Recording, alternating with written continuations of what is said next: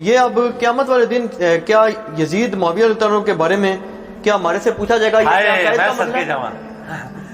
اچھا ہم اس سے پوچھتے ہیں، یہ ہم سے جو پوچھ رہے ہیں آپ سے پوچھا جائے گا کہ نہیں پوچھا جائے گا؟ انہوں پوچھو تواڈے کو پوچھا جائے گا جو تسی یزید آدمی کتاباں لکھ رہے ہو۔ یہ ڈاکٹر ذاکر نائک سے یہ پوچھا جانا تھا کہ وہ یزید کے حق میں بیان دیتے۔ یہ فتنہ ماڈرن دور میں اس فتنے کا بانی کون ہے؟ 2009 میں ڈاکٹر ذاکر نائک، اس سے پہلے کو میرا کلپ ریکارڈڈ ہے۔ ہم جواب دے رہے ہیں، آپ ہمارے سروں پہ جھوتیاں مارتے ہیں اور ہم پہ ہمارے رونے پہ بندی لگاتے ہیں۔ پنگا لیندے ہو تسی جو پنجابی کہندے نے، اسی تے جواب دینے، ہم تو جواب دینے والے ہیں نا۔ مسئلہ تو ہی لوگوں نے اٹھایا۔ ان سے پوچھو کہ آپ سے یہ پوچھا جائے گا کہ یہ یزید کے بارے میں اور فلاں کے بارے میں، اچھا آپ سے یہ پوچھا جائے گا رفع دین کے بارے میں، سارے معاملوں جن میں آپ جھگڑتے ہیں، ہم کہتے ہیں ہاں جی پوچھا جائے گا، چلو ہم سے پوچھا جائے گا۔ یہ سوال قیامت والے دن ہوگا آپ سے؟ بالکل ہوگا سوال، ہم سے ہوگا سوال، کیوں نہیں ہوگا سوال؟ سوال ہوگا۔ کس طرح ہوگا؟ کہ اگر ان لوگوں کی سپورٹ میں آ کے ہم سیدنا حسین کے ساتھ بغض رکھتے ہیں جو پریکٹیکلی ان لوگوں نے رکھا ہوا ہے، چڑھتے ہیں حسین کے نام سے، علی کی تعریف ہو جائے تو چہرے لٹک جاتے ہیں، تو یہ تو منافقت کی طرف جا رہے ہیں۔ بغض اہل بیت آٹومیٹکلی ان کے اندر آ جاتا ہے۔ حسین اور یزید کی محبت ایک دل میں جمع نہیں ہو سکتی ہے، نیور، یہ جمع ہو ہی نہیں سکتی۔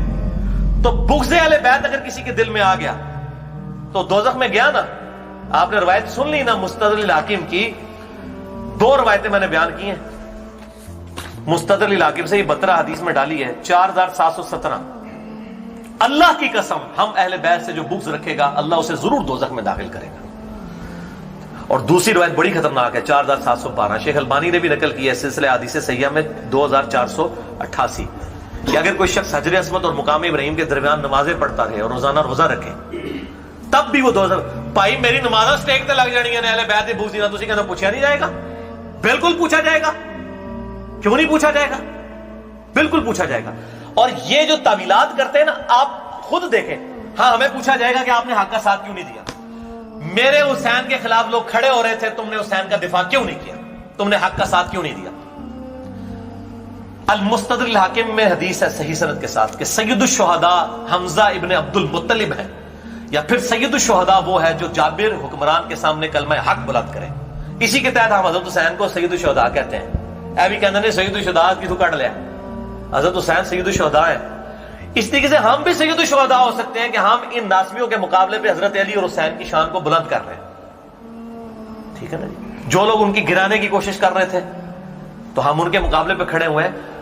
صحیح مسلم میں حدیث ہے، اس میں نے ڈالی ہے کہ اگر تم برائی کو دیکھو ہاتھ سے روکو، ہاتھ سے نہیں روک سکتے زبان سے روکو، زبان سے نہیں روک سکتے تو دل میں برا جانو، اور ذالک اضعف الایمان۔ صحیح مسلم کتاب الایمان 177 اور 179 نمبر حدیث۔ اور نبی صلی اللہ علیہ وسلم نے فرمایا کہ جو دل میں برا جانتا ہے یہ ایمان کا سب سے لوور درجہ ہے۔ تو سب سے لوور درجے پہ ہم کیوں آئے؟ ہم تو ایمان کے اعلیٰ ترین درجے پہ آئیں گے۔ یہ ساری برائیاں ہمارے سامنے ہوتی ہیں، ہم کیوں نہ روکیں اسے؟ علمی دلائل کے ساتھ لوگوں کے اوپر واضح کریں گے۔ یہ شاہ جی پتہ وہ کون بات کرتے ہیں؟ جب ان کے پاس دلائل ختم ہو جاتے ہیں نا پھر یہی بات کرتے ہیں۔ اچھا اب جو لوگ رفع الیدین سے نماز بھی پڑھتے ہیں نا جی، یہ میں کہنے لگا، ہاں وہ کہتے ہیں جی قیامت دن تو پوچھا جائے گا رفع الیدین کیتا ہے یا نہیں، نماز پڑھو بس۔ اب ان کو پتا ہے کہ رفع الیدین ہماری موت ہے، ان ناسمیوں کو پتا ہے کہ بخاری مسلم ہماری موت ہے، لہٰذا اس طریقے سے کرو۔ آپ دیکھیں جب بھی ہوا ہے ان لوگوں نے، محمود احمد عباسی نے خلافت معاویہ اور یزید لکھی، اس کے جواب میں خلافت ملوکیت مولانا مودودی نے لکھی۔ ہم تو ہمیشہ جواب دیتے آئے ہیں تاریخ میں۔